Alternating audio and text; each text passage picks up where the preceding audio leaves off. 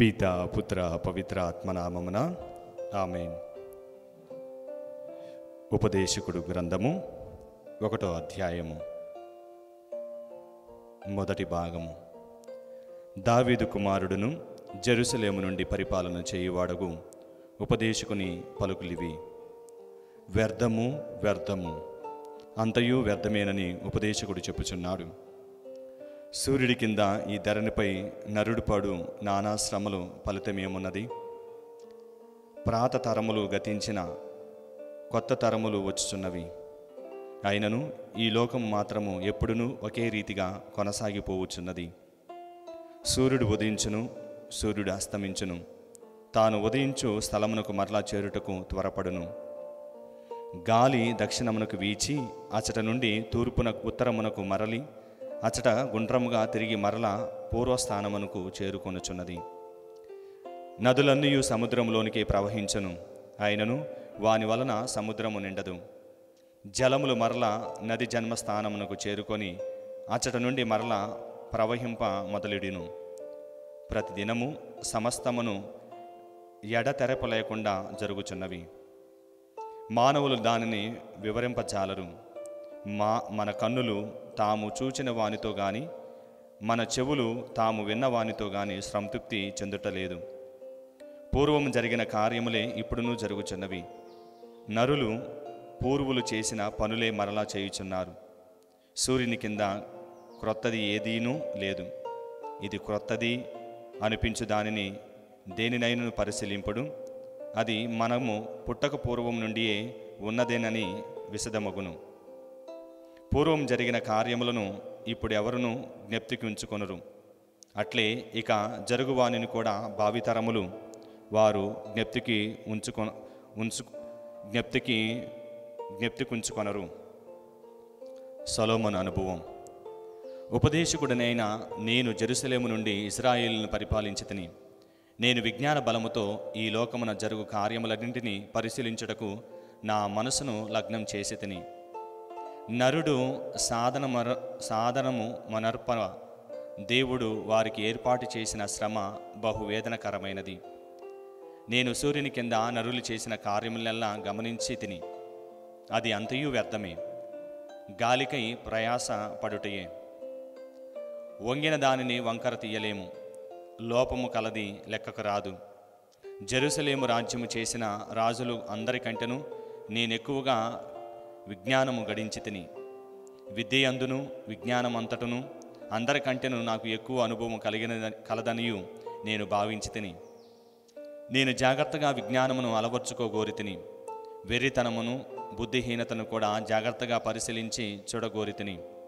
కానీ ఈ శ్రమ కూడా గాలికై ప్రయాసపడుటయేనని గ్రహించి తిని. ఎక్కువ విజ్ఞానము ఎక్కువ విచారణను తెచ్చును, ఎక్కువ విద్య ఎక్కువ సంతాపమును తెచ్చును. 2వ అధ్యాయము. నేను సుఖములను అనుభవించి సౌఖ్యం గూర్చి తెలుసుకుందును అని అనుకుంటుని, కానీ ఈ సౌఖ్యమును వ్యర్థమే. సుఖ సంతోషములు వెర్రితనమే, కానీ వాని వల్ల ఫలితమేమీ లేదు. విజ్ఞానమును గడింపవలెననే కోరికతోనే నేను ద్రాక్షారసాయమును సేవించి సుఖమును అనుభవించి జూచితిని. నరులు ఈ భూమి మీద వసించు కొద్ది కాలమే ఈ రీతిగా సుఖములతో గడుపుటయే మంచిది కాబోలనుకుంటుని.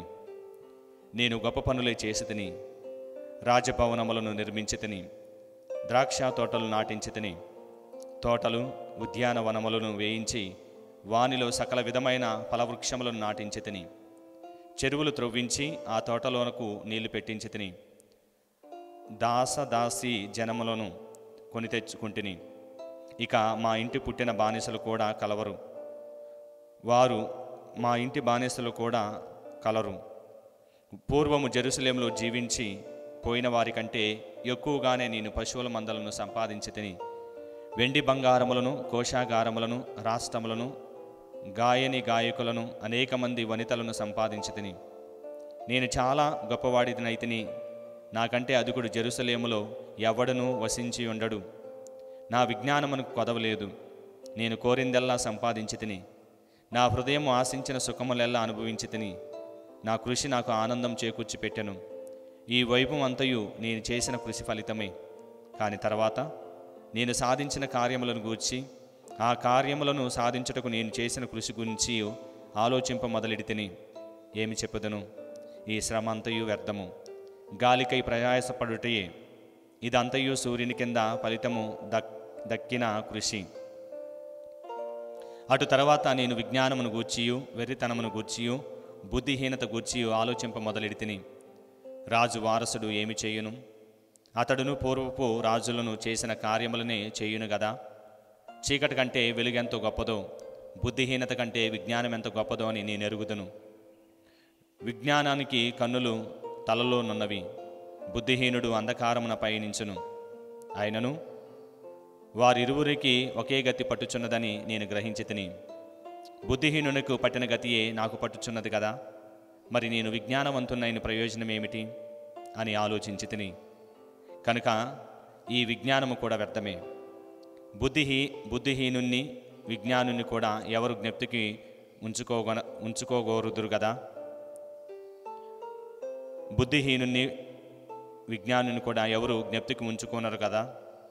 రాబో తరములు ఇరువురిని విస్మరింతురు. బుద్ధిహీనుడు మృతి నొంది విధమెట్టుదో, విజ్ఞుని మృతి నొందు విధానము అట్టిది. ఇది చూడగా సూర్యుడి కింద జరుగు కార్యములన్నీ నాకు అసహ్యము పుట్టించినవి, అంతయు వ్యర్థమే, గాలికి ప్రయాసపడుటయే. నేను కృషి చేసి సాధించినది ఏమీ నాకు ప్రమోదము చేకూర్పలేదు. వానన్నిటినీ నేను నా వారసులకు అప్పగింపవలసినదే కదా. అతడు విజ్ఞానము ఎగిన అజ్ఞాని అయినను అజ్ఞాని అయినను ఎవరు ఎరుగురు. అయినను ఈ లోకమును నేను నా విజ్ఞానమును శ్రమ వెచ్చించి సాధించిన వానినన్నిటినీ అతడు అధిపతి యగును కదా. కనుక ఇదియు వ్యర్థమే. కావున సూర్యుని కింద నేను పడిన శ్రమను తలంచుకొని విచారించజొచ్చితిని. నరుడు తాను విజ్ఞానముతోనూ తెలివితేటలతోనూ నేర్పుతో కృషి చేసి సాధించిన వానిని ఎట్టి శ్రమ చేయని తన వారసునికి అప్పగింపవలసినదే కదా. ఇదియును వ్యర్థమే, అక్రమమే. సూర్యుని కింద ఇన్ని వ్యయ ప్రయాసాలు అనుభవించినందులకు నరునికి కలుగు ఫలితమేమి? నరుడు జీవించినంత కాలము అతడు చేయు పనులెల్లా శ్రమతోనూ దుఃఖముతో నిండి ఉండును. రాత్రుల్లో నిద్ర పట్టదు, ఇదియును వ్యర్థమే. తిని త్రాగి తాను సాధించిన దానిని అనుభవించుట కంటే మనిషి జీవితమునకు సార్థక్యము ఏమున్నది? ఈ భాగ్యము కూడా దేవుడు అనుగ్రహింపవలయనే అని నేను తెలుసుకుంటుని. దేవుడు తోడ్పడినదే నరుడు ఏమీ తినగలడు, ఏమీ అనుభవింపగలడు. దేవుడు తనకిష్టమైన నరునికి విజ్ఞానమును, విద్య, సంతోషము దయచేయును. కావున ఆయన పాపిని మాత్రము కృషి చేసి వస్తువులను కూడబెట్టినట్లుగా చేసి ఆ వస్తువులను మరలా తనకు ప్రీతిపాత్రులైన వారు వశము చేయును. ఇదియును వ్యర్థమే, గాలికి ప్రయాసపడుటయే. 3వ అధ్యాయము. మరణము. లోకములో ప్రతి కార్యమునకు అనువైన సమయం ఒకటి కలదు. పుట్టుకకు ఒక సమయం ఉన్నది, గిట్టుటకు సమయం కలదు. నాటుటకు ఒక సమయము, పెరికివేయుటకు ఒక సమయం కలదు. చంపుటకు ఒక సమయము, చికిత్స చేయుట కొరకు ఒక సమయము కలదు. పడగొట్టుటకు సమయము, కట్టుటకు ఒక సమయం కలదు. ఏడ్చుటకు ఒక సమయము, నవ్వుటకు ఒక సమయం కలదు. దుఃఖించుటకు ఒక సమయము, నాట్యం చేయుటకు ఒక సమయం కలదు. రాళ్లను పారివేయుటకు సమయము, రాళ్లను కుప్ప వేయుటకు సమయం కలదు. కౌగిలించుకొనుటకు ఒక సమయము, కౌగిలిని మానివేయుటకు ఒక సమయము కలదు. వెతుకుటకు సమయము, పోగొట్టుకొనుటకు సమయం కలదు. పదిలపరుచుకొనుటకు సమయము, పారివేయుటకు ఒక సమయము కలదు. చింపుకొనుటకు ఒక సమయము, కుట్టుకొనుటకు ఒక సమయం కలదు. మౌనం వహించుటకు ఒక సమయము, మాట్లాడుటకు ఒక సమయము కలదు. ప్రేమించుటకు ఒక సమయము, ద్వేషించుటకు ఒక సమయం కలదు. యుద్ధమునకు ఒక సమయము, శాంతికి ఒక సమయము కలదు. నరుడు పడిన శ్రమకు ఫలితమేమిటి? నరుడు సాధన చేయు దేవుడు వానికి పెట్టిన శ్రమ అనుభవమును నేను గమనించి తిని. ఆయన ప్రతి పనికి దానిని తగిన సమయము నియమించెను. ఆయన నరునికి స్వాస్థసత్వమును అర్థం చేసుకుని శక్తినిచ్చెను. ఆయనను నరుడు దేవుని చర్యలను గ్రహింప జాలకున్నాడు. కనుక ఆనందంగా బ్రతికి ఈ జీవితమును చక్కగా గడుపుట కంటే మనము చేయదగినది ఏమీ లేదని నేను గ్రహించితిని. నరుడు తిని త్రాగి తాను సాధించిన వానిని అనుభవింపవలేను. ఇదియును దేవుడు అతనికి దయచేసిన వరమేనని గ్రహించితిని. దేవుడు చేసిన కార్యము శాశ్వతముగా నిండిపోవును. మనము దానికి కొంత చేర్పునులేము, దాని నుండి కొంత తీసివేయలేము. ఆయన కార్యములను చూచి మనము ఆయన పట్ల భయభక్తులు ప్రదర్శింపవలసినది. ఇప్పుడున్నది కానీ ఇక మీదట ఉండబోవున్నది కానీ ఇంతకుముందు కూడా ఉన్నదియే. దేవుడు జరిగిన దాన్నెల్లా మరలా జరిగించును. ఇంకనూ లోకమున న్యాయమును ధర్మమును కనిపింపవలసిన తావులో అన్యాయం కనిపించుచున్నది. దేవుడు న్యాయవంతులను అన్యాయపరులను కూడా తీర్పు విధించుననియు, ప్రతి కార్యమును అది జరగవలసినప్పుడు జరిగిననియు నేను భావించితిని. ఇంకను దేవుడు మనల్ని పరీక్షించుచున్నాడనియు, మనము కూడా జంతువుల వలె జీవించు వార్లమేనని ఆయన మనకు నేర్పించుచున్నాడని నేను తలంచితిని. నరులకు పట్టిన గతియే జంతువులకు పట్టుచున్నది కదా. నరుల వలె జంతువులను చచ్చుచున్నవి. ఈ ఉభయ ప్రాణులు ఒకే కోవకు చెందినవి. జంతువుల కంటే నరుడేమి ఎక్కువ? అంతయును వ్యర్థమే. నరులు జంతువులు కూడా ఒకే గమ్యం చేరుకుందురు. అన్నయూ మట్టి నుండి పుట్టినవి, చివరికి మట్టిలోనే కలిసిపోయినవి.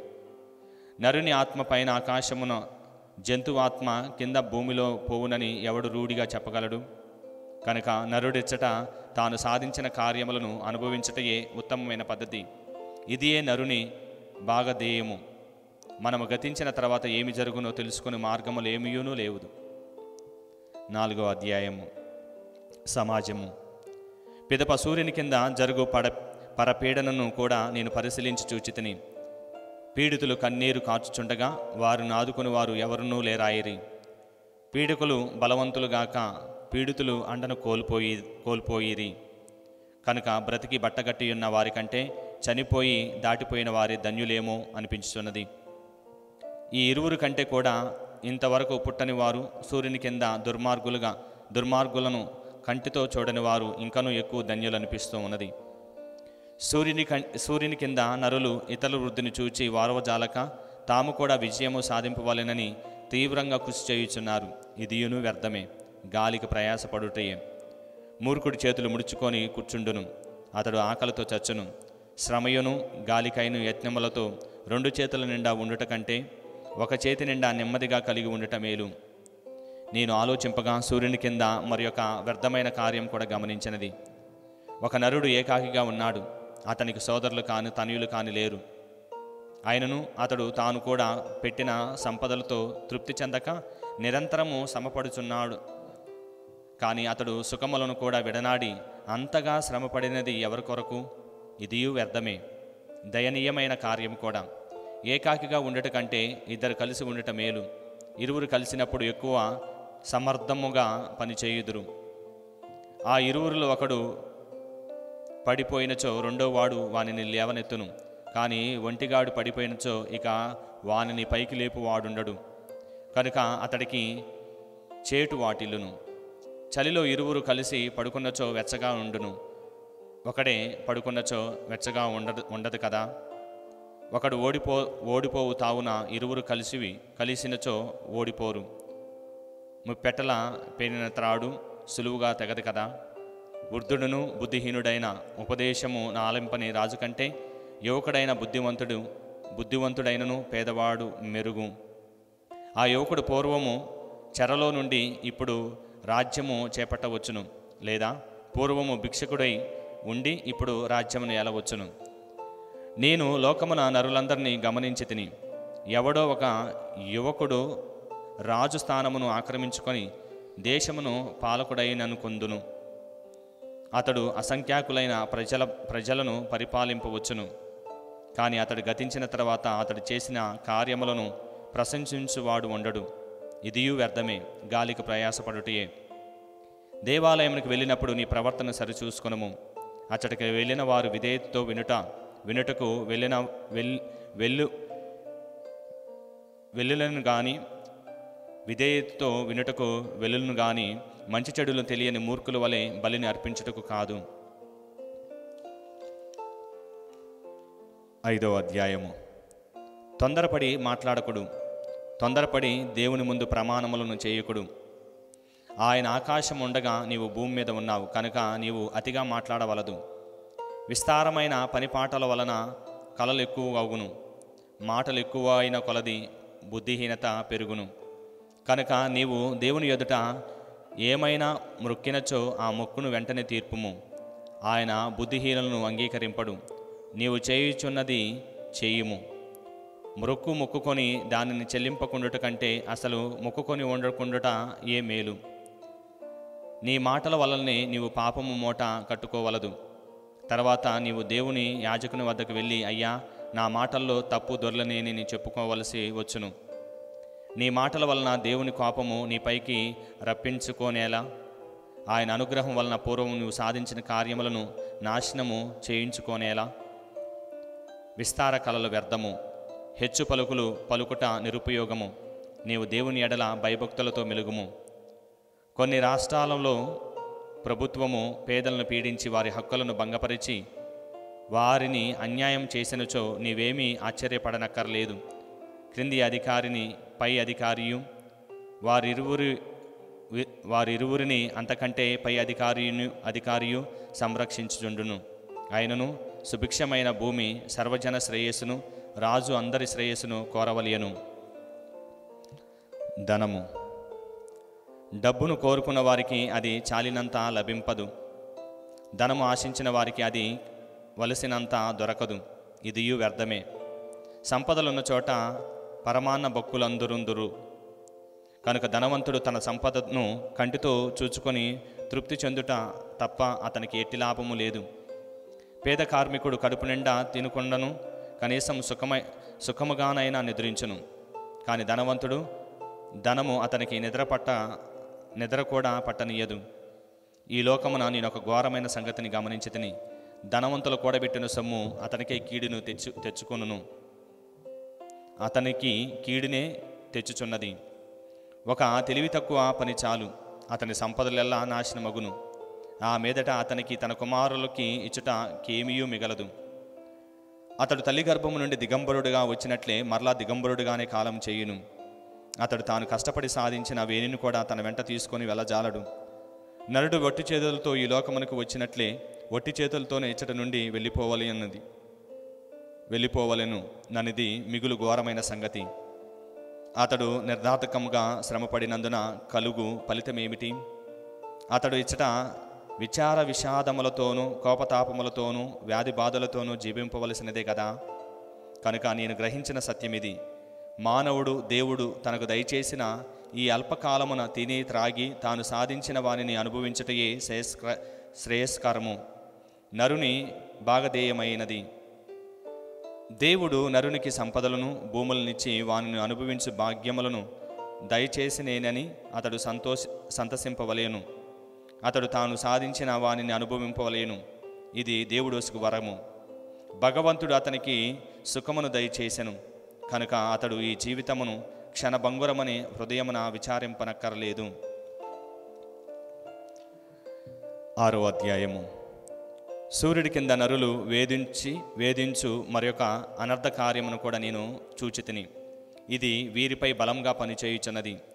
దేవుడు ఒకనికి సంపదలు, భూములు, కీర్తి ప్రతిష్టలు మొదలైన వానినెల్లా దయచేసిననుకొందుము. ఇక అతడు కోరుకున్నది ఏమీ లేదు. కానీ భగవంతుడు అతనికి ఈ సొత్తు అనుభవింపనీయడు. అన్యుడొకడు తాను అనుభవించును. ఇదియును వ్యర్థము, అక్రమము.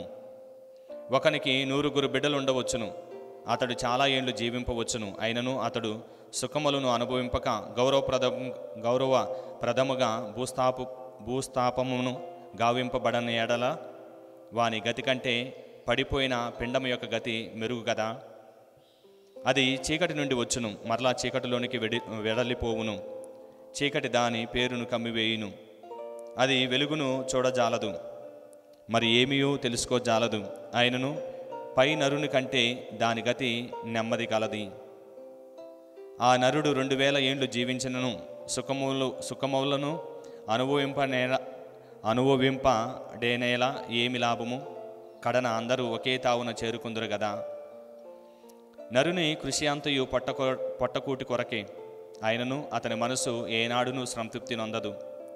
బుద్ధిహీనుని కంటే విజ్ఞాని ఏమీ మెరుగు. జీవితమునెట్లా గడపవలయనో తెలుసుకోనంత మాత్రాన పేదవారికి ఒరిగినదేమిటి?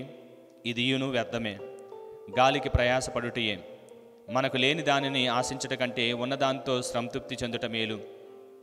ఇప్పుడు జరుగునదంతయు ఇంతకు పూర్వము నిర్ణయింపబడినది. దాని స్వభావం మనకు తెలియను. నరుడు తనకంటే బలవంతుడైన వానితో వాదింపజాలడు. ఎక్కువగా మాట్లాడుట నిక్కముగా నిష్ప్రయోజనము, దానివలన ఎట్టి లాభము లేదు. నరుడు కొద్ది కాలం మాత్రమే జీవించును, అదియును అర్థము లేని జీవితము. అతని జీవితము నీడవలే గతించును. ఈ అస్త్రకాలపు మనుగడలో అతనికి ఏది మేలో ఎవడు చెప్పగలడు? అతడు గతించిన తర్వాత లోకములో ఏమి జరుగునో వాడికి ఎవడు చెప్పగలడు? ఈ రోజుతో ఉపదేశకుడి గ్రంథము 6వ అధ్యాయం పూర్తవుతుంది. పిత, పుత్ర, పవిత్రాత్మ నామమున ఆమేన్.